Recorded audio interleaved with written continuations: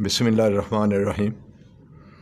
I welcome all the participants on behalf of Pakistan Academy of Family Physicians. Before we start the proceeding, I'll request Dr. Bashir Saab to recite a few verses from Holy Quran. Bashir Saab. चलें वही पाठ.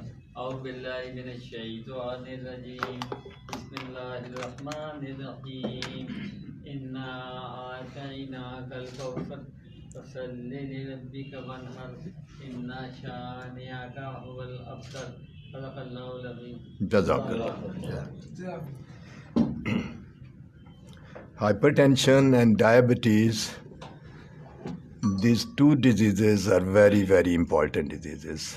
हमारे दोस्त कहते हैं जी आप कभी diabetes पे कराते हैं हाइपरटेंशन और हम दूसरी बीमारियों पे भी कराते हैं CMEs, लेकिन मैं हमेशा कहता हूँ कि अगर हम इन दो चीज़ों को जो कि उसमें मैक्सिमम रोल फैमिली फिजिशियंस का होता है, अगर हम इनको मैनेज कर लेते हैं तो हमारा if I am not wrong हम 50% मॉर्टेलिटी रेट कम कर सकते हैं.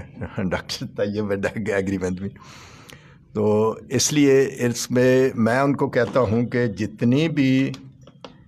जितनी भी CME करवाई जाए इसमें वो कम है. तो आज हमारे साथ डॉक्टर तैयब हैं. He is cardiologist, American trend.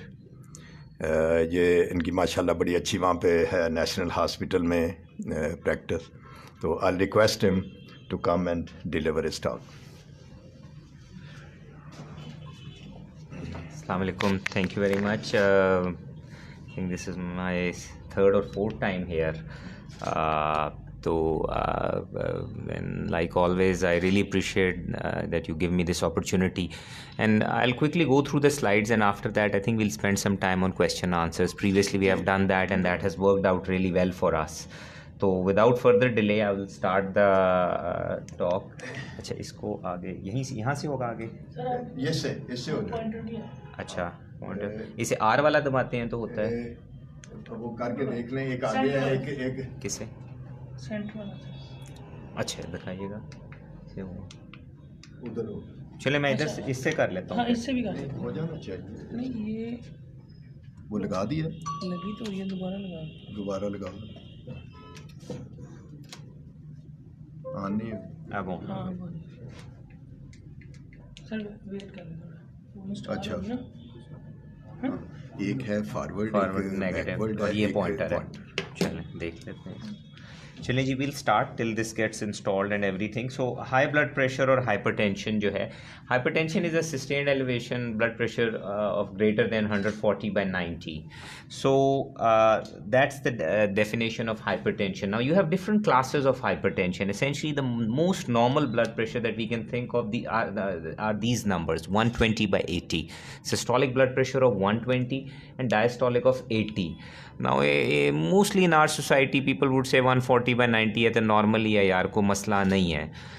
Essentially it is, you can call, it's not abnormal, but you would have to tell them that you are in the pre-hypertension range. It's similar to having a blood sugar of 115 and an HbA1c of 6. So theoretically you don't have diabetes, but you are in the pre-diabetic range. Similar to that, you have a pre-hypertension range of 120 to 140 for systolic and 80 to 90 for diastolic.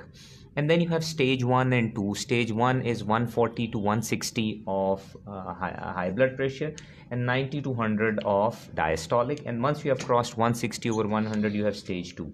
Now, why do we have to do these? Because now the new current guidelines, which I don't think are part of these slides, and I'll explain it to you, kind of explain how the treatment paradigm would change.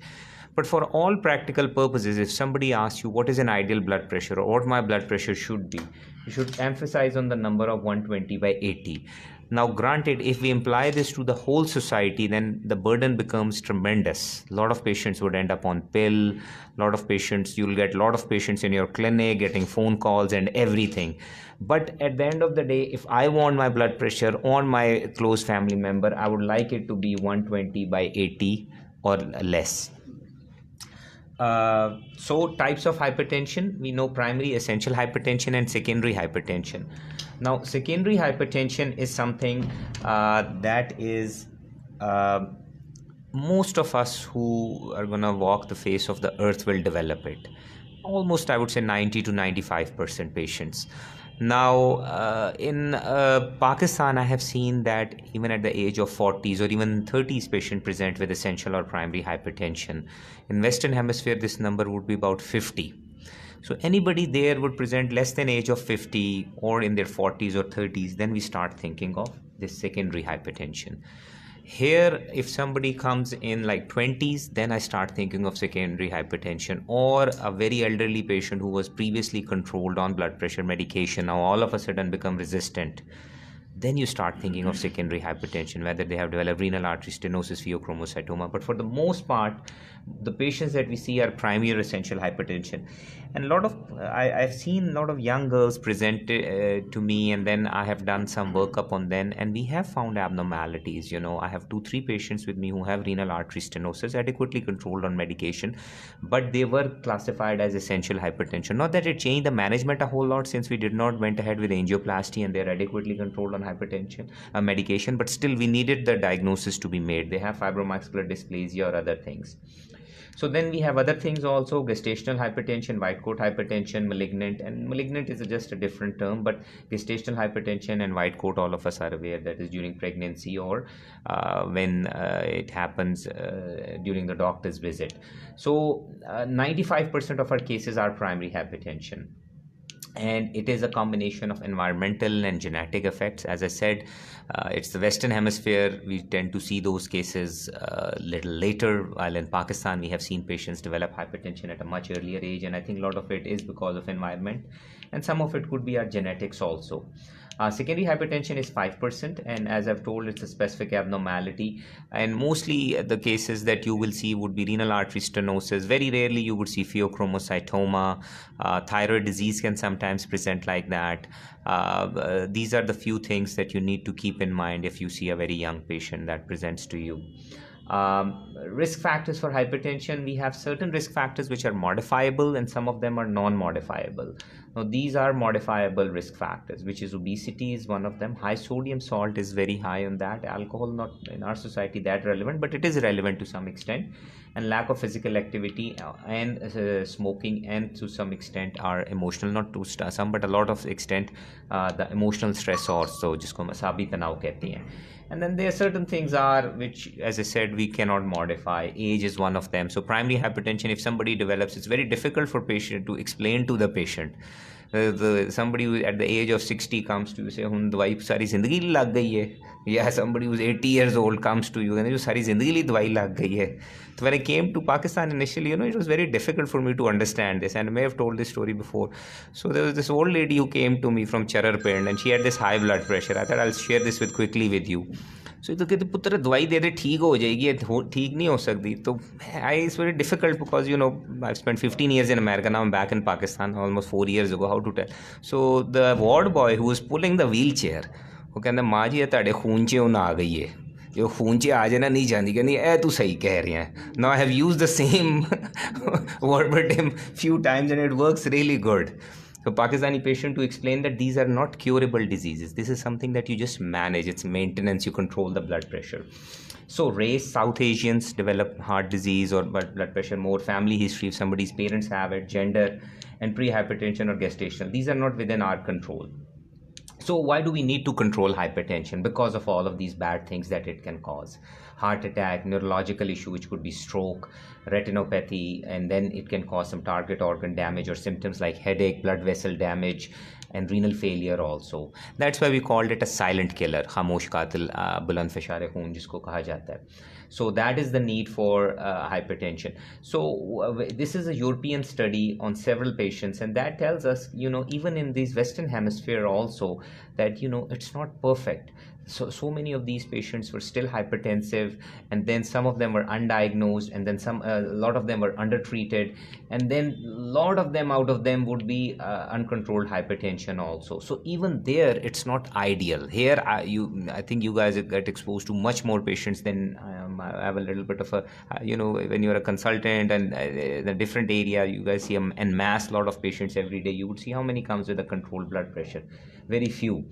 So the goal is, as I said, 120 to 140 is considered pre-hypertension, but still the cutoff point for us for hypertension is 140/90 for anybody. Now, if you have anybody who has a high risk feature, which is diabetes, renal disease, prior history of stroke, peripheral vascular disease, anybody who has any one risk factor, heart failure, then your goal becomes more stricter of 130/80.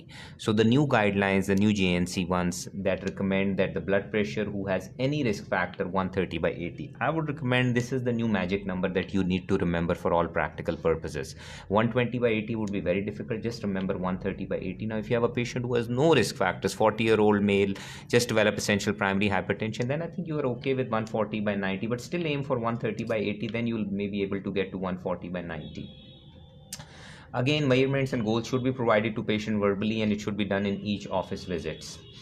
So what we need to do as for the hypertension patients is that we assess their lifestyle, their risk factors, and if there is any identifiable cause of high blood pressure, and assess if there is any target organ damage. Target organ damage basically is left ventricular hypertrophy, any retinopathy, any kidney dysfunction that this high blood pressure has caused the patient to lead to. Those things, that is myocardial infarction or stroke, they are kind of really end stage, but we can assess this ahead also. If the patient has a ophthalmoscopy done, or just checking a simple creatinine would tell you how bad this patient's blood pressure was. Just check a renal function test, that would tell you how bad this blood pressure has been before. So the risk factors for cardiovascular disease, hypertension is number one these currently. Now the several other risk factors, which are cigarette smoking, obesity, physical inactivity, dyslipidemia, diabetes, microalbuminuria, family history. But this is the most number one right now that we considered hypertension. Now, so amongst the secondary hypertension, it used to be that we never used to have sleep apnea there, but sleep apnea, it used to be the last. If you look back like maybe 10 years ago, the sleep apnea was there. Now they don't give 1, 2, 3. They have not named it, given it a number, but they definitely put from here sleep apnea to here. So that tells us that there's a lot to do with this condition. So sleep apnea, this condition is one of the very main reasons for hypertension in our society or even in Western Hemisphere. Here it's very less identified because people would say, oh, mera to dada bhi kharate lenda si, mera abba bhi kharate lenda si, thode je le lete te ki hoya. But this disease does cause havoc. Your sympathetic drive increase, this leads to atrial fibrillation, this leads to sometimes bradyarrhythmias. And the simple thing to ask is whoever is the next person who sleeps next to them कि जिनको खराटे कितने आते हैं और रात को झटका लगता है या नहीं, वो आपको बड़ा टिपिकल कहेंगे जी 1 सेकंड के लिए साह रोकता है तो उसके बाद एकदम मरीज उठ जाता है साह लेके. And the problem is दिन को भी सोए रहते हैं. दिन को भी वो तो खैर एक एडवांस है ना कि you have advanced fatigue and lethargy and everything, lack of fatigue. But the sleep apnea control definitely helps with hypertension and a lot of other things. Rest, there are certain drugs that can cause it. Chronic kidney disease can cause it, and hypertension can cause chronic kidney disease. It's just similar to chicken or the egg. Primary aldosteronism, as I've told you, if you have a very young patient, then you can think about checking serum renin, serum aldosterone levels on them. Renovascular disease, doing a renal artery ultrasound has to be somebody who knows how to do it. Chronic steroid therapy, Cushing's can do it, pheochromocytoma can do it. You do urine 24-hour metanephrines. Most of the labs in Lahore can do it. Coarctation of aorta is a very important thing, that if you hear a murmur on the patient or there is a radiofemoral delay or a different pulse, or a young patient that presents, this can be easily diagnosed on echo if the person who's doing echo is good at it and he knows what he's looking for. You have to tell them, hey, I'm looking for coarctation. What CT angio would tell us. Thyroid or parathyroid disease can also cause hypertension also. So I told you target organ damage, basically in heart it's left ventricular hypertrophy, and then later stages you see angina, heart failure, and then coronary artery disease. Brain is stroke or transient ischemic attack. An eye, it's retinopathy. Vascular system, peripheral vascular disease, chronic kidney disease. So initially for all of us, which is very easy, is an ECG that would give us left ventricular hypertrophy, a creatinine that would tell us how bad the kidneys are, and an eye exam of retinopathy. A very busy slide because of the fact that it puts risk factors and then it puts what grade of blood pressure that you are in, and then that it tells us. So essentially patients who are stage 2 hypertension, who would be considered moderate risk, and as soon as their risk profile goes up, they are at a very high risk. Anybody who's like in the malignant hypertension stage 180 over 110 is again a very high risk anyways, the patient. And if you see, you can well imagine, that if you have a normal blood pressure, then once you have 3 or more risk factors, then they put you on a moderate risk category. So the control of blood pressure is very essential. So you have a patient who have essentially no risk factors, no diabetes, nothing, and you have a BP of 160/100, puts you on a moderate risk category right there. So that tells us how much weightage the hypertension has in your risk stratification or risk classification also. So these are the numbers that we have to be worried about. And these are you could see that even if a patient with normotensive, then you need at least established cardiovascular disease or multiple risk factors to take you to a high risk or a very high risk patient. Again, benefits are that you have the reduction, as Dr. Chima mentioned, is almost up to 25 to 50% of different cardiac and CV mortality that would get better. So patients with stage 1 hypertension and additional risk factor, if you achieved a sustained 12 millimeter mercury systolic blood pressure, 10-year will prevent 1 in 11 deaths for the patient. So that's a very high number, 1 in 11. This is a very famous slide, and I'm pretty sure you must have seen it at least 100 times. This came in Lancet about at least 17-18 years ago, and they say like if you decrease BP just by 2 millimeters, the 7% risk of ischemic heart disease and 10% risk of stroke mortality. I think everybody has this slide in their slide. So now what they do is AHA says that we calculate a risk. So if your risk is, if you are stage 1 hypertensive, meaning the BP is 140/90, then you do your risk. And if your risk for 10 years for developing is 10% or more, then you just start the pill. And the risk is calculated by a pooled cohort equation, PCE. And I have a whole talk of them if you guys are interested. But it's very easy that you get an app on your phone. It's called ASC. Right now, ASCVD. Atherosclerotic cardiovascular disease. मैं आपको दिखा देता हूँ, मेरे phone पे है app. At this point, everything is controlled by ASCVD score. Hypertension, आपका cholesterol, सारी चीज़ें इसकी बुनियाद पे हैं. लेस देन 5% लो और border line risk. 7.5 to 20% is moderate risk. More than 20% is high risk. और ये नंबर वो आपको कंप्यूटर स्पिट आउट कर देता है. अच्छा, कमाल ये है कि इसमें भी जो सारी चीज़ें हैं ना, वो इनकॉर्पोरेट नहीं करे. बड़े छोटे से पैरामीटर्स हैं. आपकी एज है, सेक्स है, LDL है, HDL है, शुगर का स्टेटस है, एस्पिरिन और स्मोकिंग स्टेटस है, family history, metabolic syndrome, calcium score, this नहीं है. उसको वो अलहदा कंसिडर करते हैं. बट ये आपको एक बड़ा ग्रोस नंबर दे देता है. एक्चुअली अब गाइडलाइंस कहती हैं anybody with the age more than 40 should have this calculated. Above 40 should have your ASCVD score calculated. So I was giving a talk in Sri Lanka one time on this, and there was an audience was there. So I asked them download the app. There were like 100 consultants, all in the scene. So they calculated, and everybody calculated their score, and half of them would turn out to be needing statin at that time. So they were like very surprised that that is there. But this is the new data that we go by now. So treatment plan for hypertension, I would say, if you have stage 1 hypertension, stage 2 hypertension, you automatically treat. Stage 1 hypertension, if your ASCVD score is more than 10% for a year, don't get this 20% number, you treat. If it's less than 10%, you can go for lifestyle modification. And I think if you have a severe hypertension, of course, then you quickly start treating them. If you have an accelerated hypertension, then you need to have immediate inpatient specialist care. And this is the differentiation between these and this and that is a target organ damage. If you have a patient who's having blurry vision, who's having headache, who's having chest pain, and the BP is very high, then you are preferable that you put them in the hospital. Pakistan, it's very common that people would give Lasix for high blood pressure. I have seen that in the community. I think if anything that you need to give is a vasodilator drugs that works little better.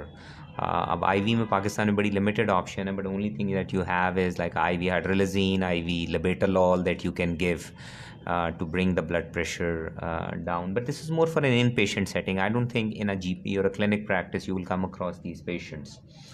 So again, BP, as I said, less than 140 by 90, white coat effect. As I said, the only way you can figure out is by doing an ambulatory blood pressure monitoring and getting a home average. Now, a lot of places have this kind of a thing, but these days it's easy. Patients have machines at home. Another thing is the pharmacies let you check the blood pressure free also in Lahore. Now, that's a good thing, although it's like a not like a manual blood pressure reading, it's through a machine, but I think it's still very good service they are doing. So conclusion, diagnosis of hypertension is changing and implementing challenging, but benefits can be realized in the terms of improving the blood pressure control. So now coming down to quickly the management. So non-pharmacological sorry, this is going crazy here. Let's go back. Yes. So non-pharmacological management. So DASH diet, very popular, very common. All of us tell our patients, what does DASH diet entails? It's dietary additions to decrease salt and help hypertension. That's what the acronym is for. So essentially less than 1.5 to 2 grams of salt. Average American consumes about 3.5 grams of salt, and I think we'll be the same in Pakistan.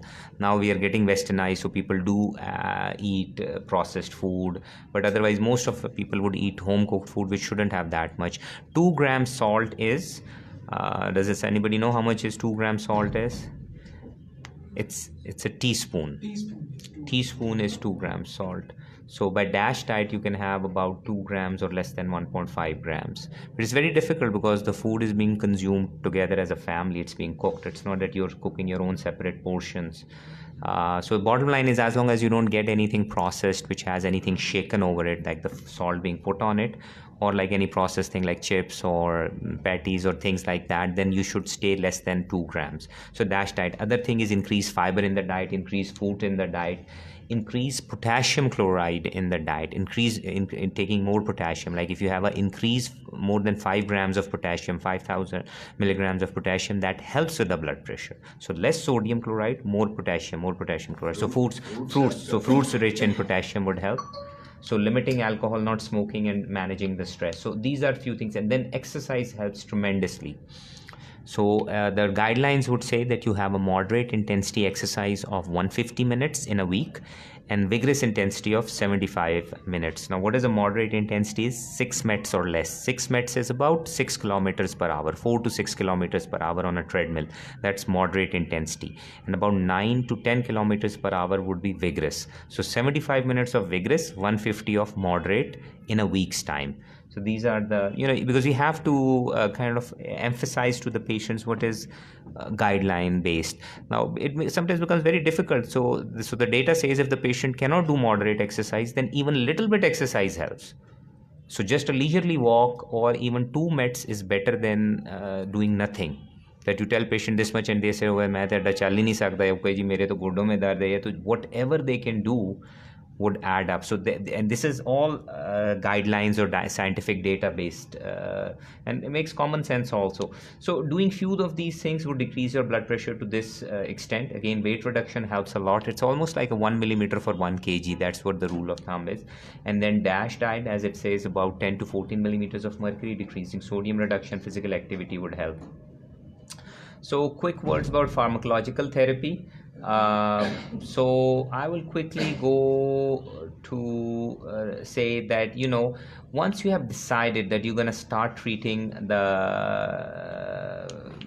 patient has hypertension, so you have a patient whose blood pressure is more than 140 by 90, then I would say you start them. At that point, you do ASCVD score. If the ASCVD score is more than 10%, you just start a pill. And then you tell them about lifestyle modification also. ASVD score is about more than 10%. Then you write a pill and then you say, hey, this is lifestyle modification along with it. That would always come. If the ASCVD score is less than 10%, you can give a trial of lifestyle modification. You can tell them, hey, you can walk, lose some weight, do DASH diet, and then come back, see me in a month's time, monitor blood pressure. If you have somebody with a blood pressure of more than 160 by 90, then you start right away. But 140 by 90 plus, then you can do the ASCVD score. Now, what medication to start? It's mostly class 1 indication is ACE or ARB or calcium channel blocker or thiazide diuretics. Now, beta blockers have a role to play, but they are not considered as a first-line therapy at this point in time for our hypertension patients. But if a hypertensive patient has ischemic heart disease or cardiomyopathy, then it becomes or an arrhythmia, atrial fibrillation or something, then it becomes a class 1 indication for that particular condition, and this becomes a second line agent. So you have a patient who has an ejection fraction of 35%. Now that patient needs to be on beta blocker along with ACE or ARB. Now we know that there's a new drug also out there, but that patient has to be on it. Now that patient, you don't need to add a calcium channel blocker at that time. You can titrate up these two medications.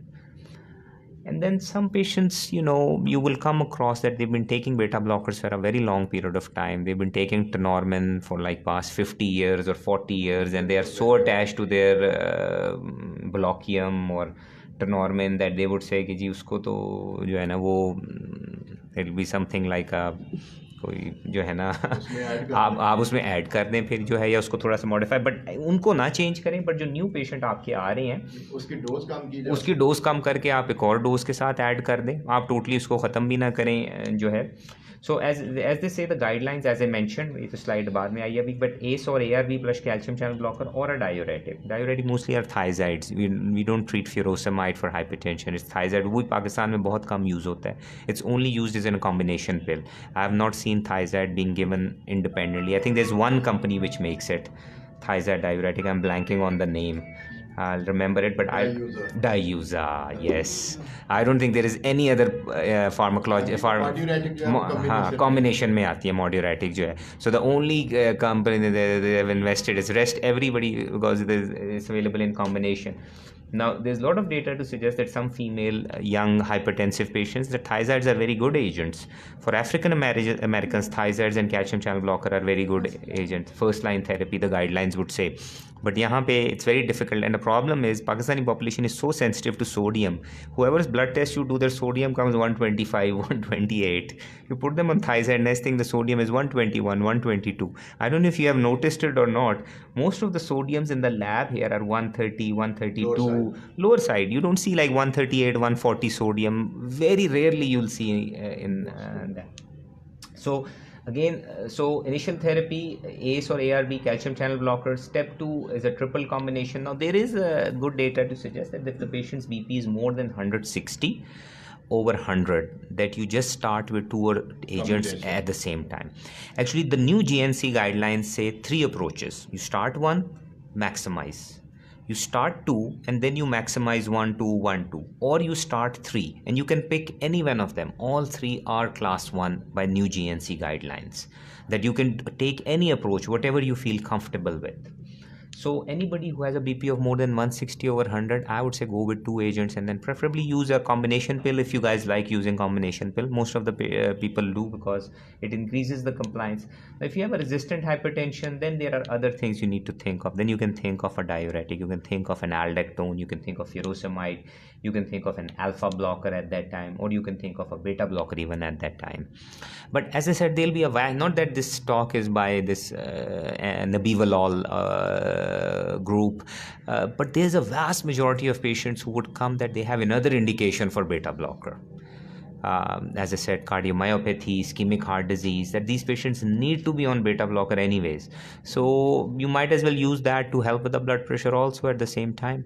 Because if you don't put them on, then it's not the best medicine to practice. Any patient who has cardiomyopathy, low ejection fraction or congestive heart failure need to be on a beta blocker. Now, Nebivolol, just few words on it, is not FDA approved for low EF, but it's European approved for low ejection fraction. So you can prescribe this medication, Nebivolol, Envol, and it comes with several other names. And previously it had some issues also recently. One of the compounds had some, one of the Biscard, I think, has some issues also. It has to be pulled off the shelf. Well, certainly, I think the Nebivolol, even Biscard was also pulled off. Biscard was also pulled off the shelf.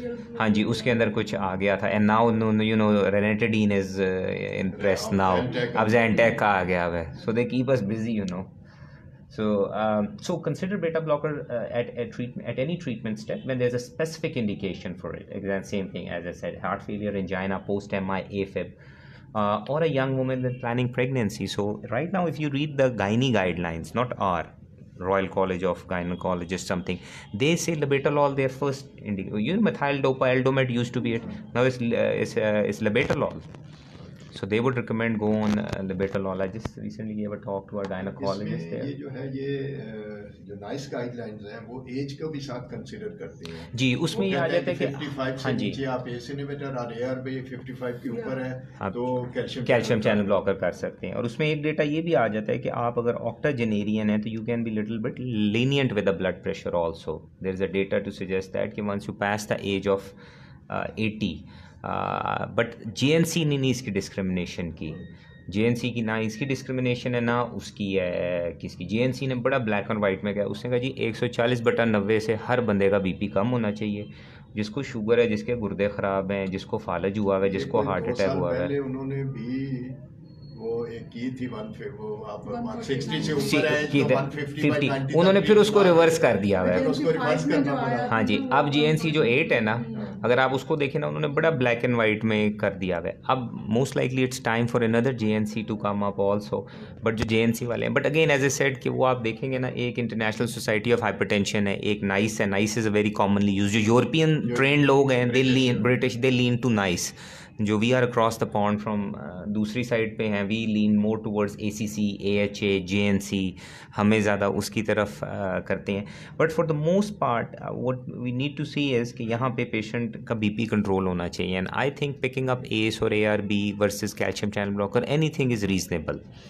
I work as a cardiologist, so हमें ज़रा ACE ARB पसंद है, हमें RAS system को inhibit करना अच्छा लगता है। इस्कीमिक हार्ट डिजीज़ के पेशेंट का भी इनहिबिट होता है, करना होता है, कार्डियोमायोपैथी CHF वाले का भी करना होता है, तो हमें वो दवाइयाँ ज़रा ज़्यादा पसंद हैं as compared to that. Choices भी उसमें बहुत ज़्यादा हैं। कैल्शियम चैनल ब्लॉकर लिमिटेड है, एक वैसे ही बनना बंद हो गया है, वो जो है वो एडलेट जो है, तो पीछे आपके थोड़े सी रह जाते हैं। एमलोडोपिन है, हाँ जी, नहीं है। अब जब वो बंद हुए तो हमने भी ज़्यादा ढूंढा पाकिस्तान में क्या है, तो लिकार्डपिन है और वो जेनेडिप के नाम से आती हैं, और भी हैं दवाइयाँ।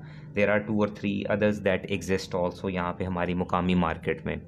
तो उसमें यह है कि ACE और ARB में बड़ी चॉइसेस हैं। ACE तो खैर पाकिस्तान में कोई लिखता ही नहीं है, अनफॉर्चुनेटली एग्जिस्ट्रीली दवाई एग्जिस्ट करती है, आपका इंसिडेंस इतना ज़्यादा है। हाँ जी, हमने देखा है पेशेंट बेचारे साल 2-2 साल खांसी करते रहते हैं और बड़ी लेट डेवलप हो जाती है, 10-10 साल लेने के बाद भी हो जाती है। पेशेंट के हमारे मैंने देखा 3 साल के बाद उसको जी, मेरे अपने फादर को 4-5 साल बाद डेवलप हुई। उनको मैं लिसिनोप्रिल अमेरिका से भिजवाया करता था, तो then I change him to ARB।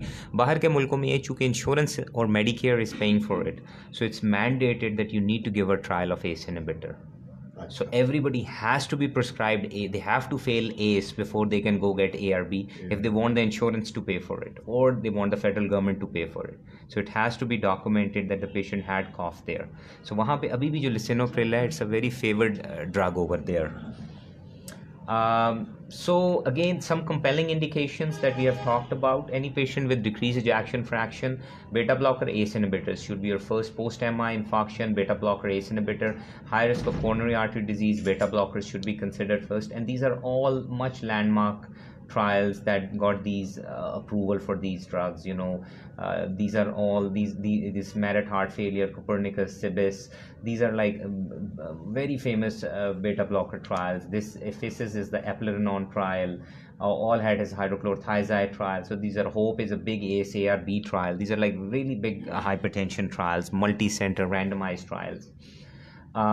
Again, diabetes, ACE or ARB should be considered calcium channel blocker, but again, they have not put number 1 or 2. But if you see every bit, chronic kidney disease, ACE and ARBs, recurrent stroke prevention, thiazide or ACE inhibitor.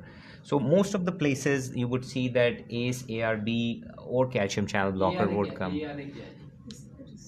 ये renin inhibitor होगा, but now they are not very common. I don't know आप पाकिस्तान में आपका कभी आए भी है, commercially आया था, आई थी, बंद हो गई थी। It has lot of problem and the thing is you can not give it any one of these agents. Of course as you know ACE और ARB को भी नहीं इकट्ठे दे सकते, उसी वजह से हम रेनिन वालों को भी नहीं इकट्ठे दे सकते।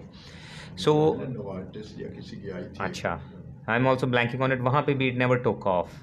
It's always better to inhibit a receptor downstream than always better to inhibit. आप angiotensin 2 को inhibit करेंगे या renin को ऊपर upstream inhibit करेंगे. So I think we'll conclude here. I think the take home message is, as I said, you need to keep 140/90. That's the number that you need to remember. Emphasize patients of at least 130/90, if not 120/80. and then Ideally 120 by 80. ideally 120 by 80, ideally 120 by 80. And then if you go with the lifestyle modification, definitely go with DASH diet, that you tell patient कि जी इस नमक से इतना कम हो, exercise, losing weight, and then decreasing whatever social stressors, and alcohol, decreasing alcohol would help also with these lifestyle modification. If there is something in secondary hypertension that you really need to be aware of, I would say sleep apnea is something that you need to, and losing weight, doing exercise would help with sleep apnea also. Rest of things kind of got beyond the scope. You can do the workup, but preferably then refer them to a hypertension specialist, or maybe a cardiologist or nephrologist or something like that, who can do the whole slew of workup, urine metanephrine or something. But if the patient still the BP stays high, then just pick up an agent and start whatever you feel comfortable with. It could be an ACE inhibitor or an ARB, as we said. Or if the BP is very high, then you can just start with a combination pill of an ARB with a diuretic, or a thiazide diuretic, or an ARB with a calcium channel blocker, which is very popular combination here. Valsartan amlodipine is extremely popular here. Still every day a new company would come with a new drug, in spite of having like 50 brands so out there. And then definitely do some workup of target organ damage. That would include just a BCG. Hanji, amlodipine is a calcium channel blocker along with that. So I would just put them, check a ECG on those patients, a renal function test, check that. If you can do an eye exam, that would help also. But just these basic things would tell you about target organ damage on these patients. And lastly, if the patient has another compelling indication, that is ischemic heart disease, cardiomyopathy, post-MI, then those patients will definitely need a beta blocker to be added to it. And this could be any beta blocker. Nebivolol has the indication for all these conditions. So thank you very much, and I'll be happy to take any question. Right side can be used in that case. Right side. Yes, you can use it, but there is no specific, the guidelines don't recommend it. There's a recent paper that came out. It's very interesting. You should Google and read about it. Just came out 15 days ago. It's a study they did in Peru. It's a South American city, Peru. Has anybody read that study or no? So in a Peru village, so they said everybody will get salt from us. So they would give the salt. For 6 months they give one salt, regular salt, or sodium chloride. And then what they did was they monitored the blood pressure. And then after 6 months they gave them this right salt or what